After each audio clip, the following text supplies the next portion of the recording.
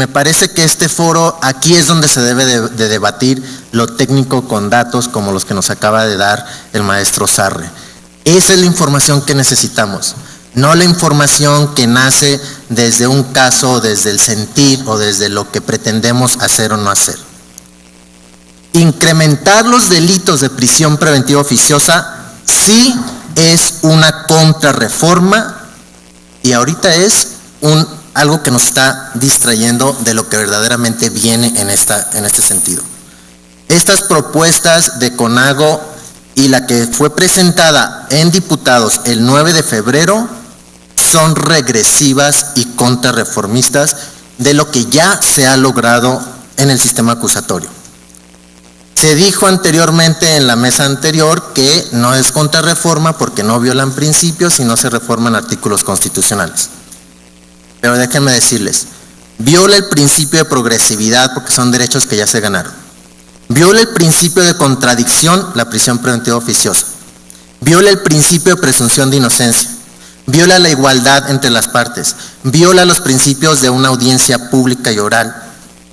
Y reforma el 19 constitucional. Entonces, ¿es o no es una contrarreforma? Las contrarreformas no solamente significan reformar la Constitución, también significan reformar el Código y reformar otras leyes. Pero también hay otras contrarreformas a nivel operativo cuando el operador se resiste a aplicar los principios y el derecho ya establecido en la norma. Entonces hay diversidad de contrarreformas. No nos dejemos engañar, esto es una contrarreforma. ¿Qué es lo que pasa con el incremento de esta prisión preventiva oficiosa? Introduce, además, no solamente es esto, porque nos los han querido vender en los medios, solamente con este delito de armas y de lo demás, y nada más se menciona eso. Pero ¿qué más trae estas contrarreformas? Debilita la investigación, como lo dijo el maestro Félix. Prueba por referencia, es decir, vamos a tener juicios sin testigos. Esto es en el artículo 132. El policía podrá venir a hablar sobre lo que le dijeron que escuchó sin el testigo ahí presente, violatorio a la contradicción. Y hay otra que revierte la carga de la prueba, es decir, sobre la duda razonable. Ahora, para invocar la duda razonable tendrás que mostrar un medio probatorio. Estas no son modificaciones mínimas o ajustes mínimos como se mencionó anteriormente por uno de los ponentes aquí. Está atentando contra el sistema acusatorio y contra el sistema democrático de derecho que hemos ganado. También se dijo, la prisión preventiva oficiosa no viola la presunción de inocencia. Y díganme ustedes, una persona en prisión preventiva se presume que es culpable y está ahí. Esto viola la presunción de inocencia. Revierte todos estos principios, anula la contradicción, anula el sentido de audiencia. El problema aquí, que quede claro, no es la figura de la prisión preventiva, porque a veces la confundimos. Prisión preventiva puede proceder por cualquier delito siempre y cuando el Ministerio Público justifique la necesidad de cautela, es decir, la necesidad de que la persona esté privada de la libertad. Aquí el problema es concentrarnos en la calificativa de oficiosa. ¿Qué quiere decir eso? Que se impone la prisión preventiva en automático, sin un debate, únicamente porque el Ministerio Público clasificó el delito de ese catálogo, entonces el juez ordenará prisión preventiva oficiosa. El sistema acusatorio parte de la idea de que no hay prueba tasada. Incluyendo esto en la ley, creamos la prueba tasada.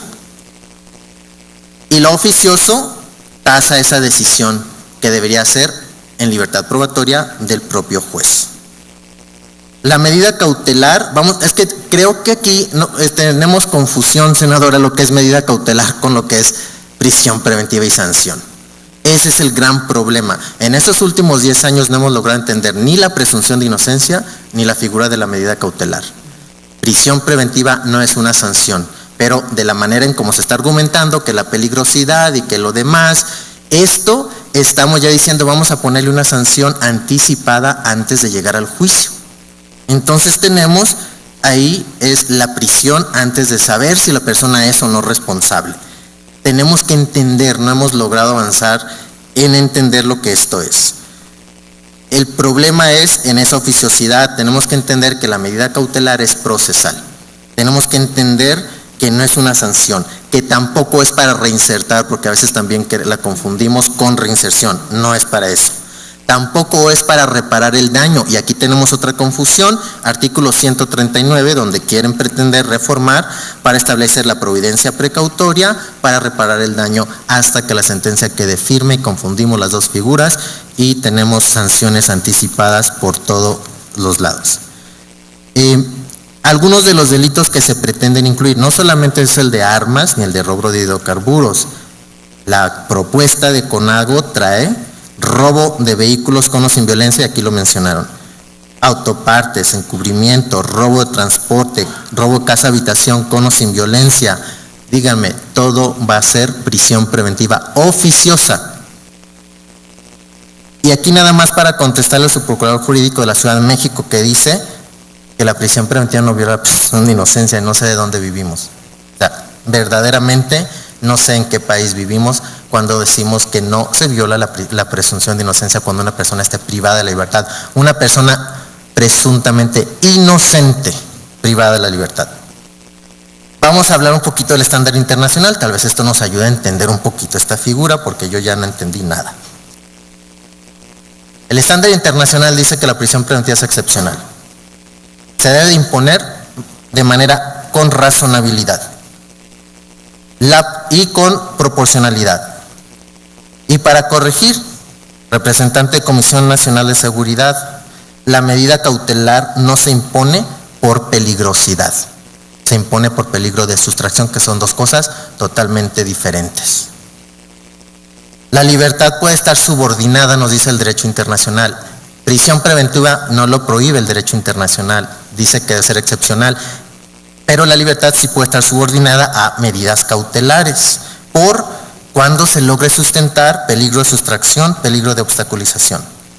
Todo esto está sentado en casos de la Corte Interamericana que han dicho que la prisión preventiva no es punitiva, no es una medida sancionadora. Tibi contra Ecuador, Álvarez contra Honduras, Barreto Leiva contra Venezuela, Acosta Calderón contra Ecuador, Palamara y Ribarre contra Chile. Todos estos casos ya están decididos en un régimen que no es constitucional, el sistema interamericano, y así lo debemos de ver.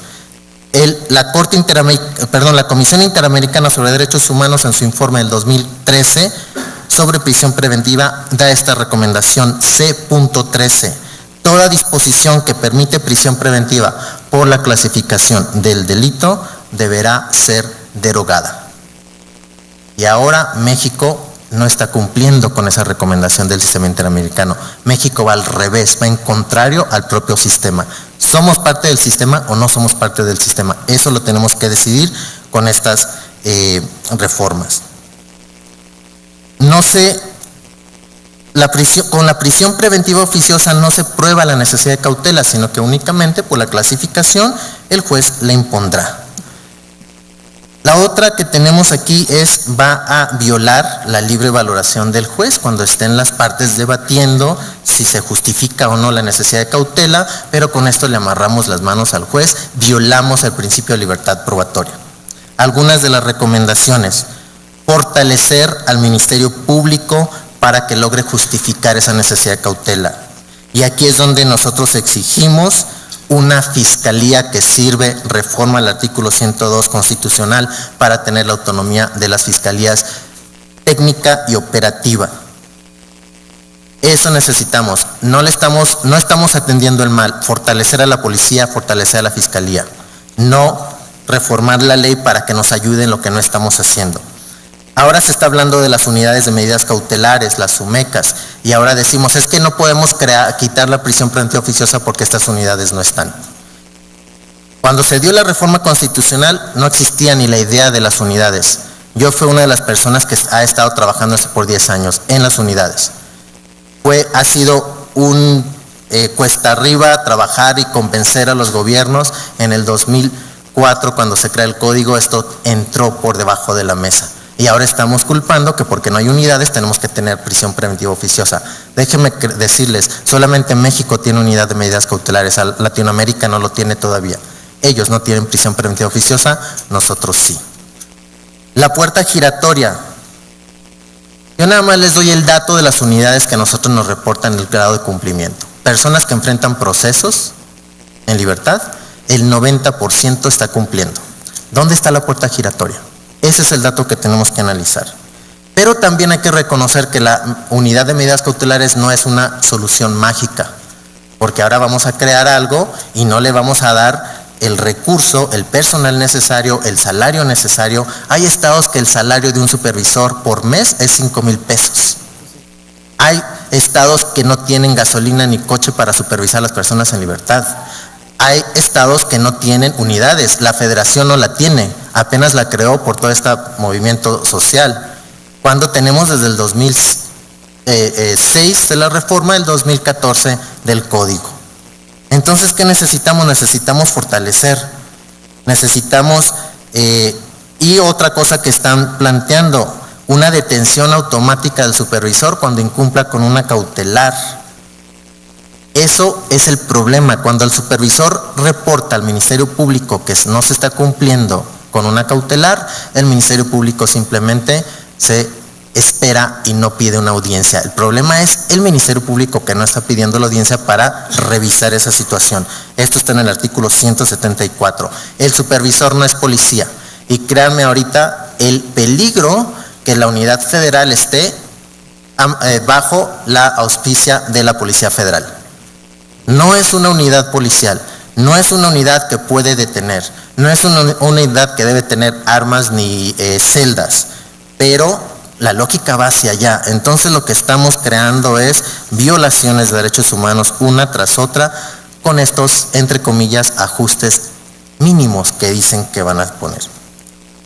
Incrementar la prisión preventiva oficiosa es una contrarreforma. Y esa contrarreforma inició desde 2006 con el artículo 19 constitucional, cuando ahí la pusieron.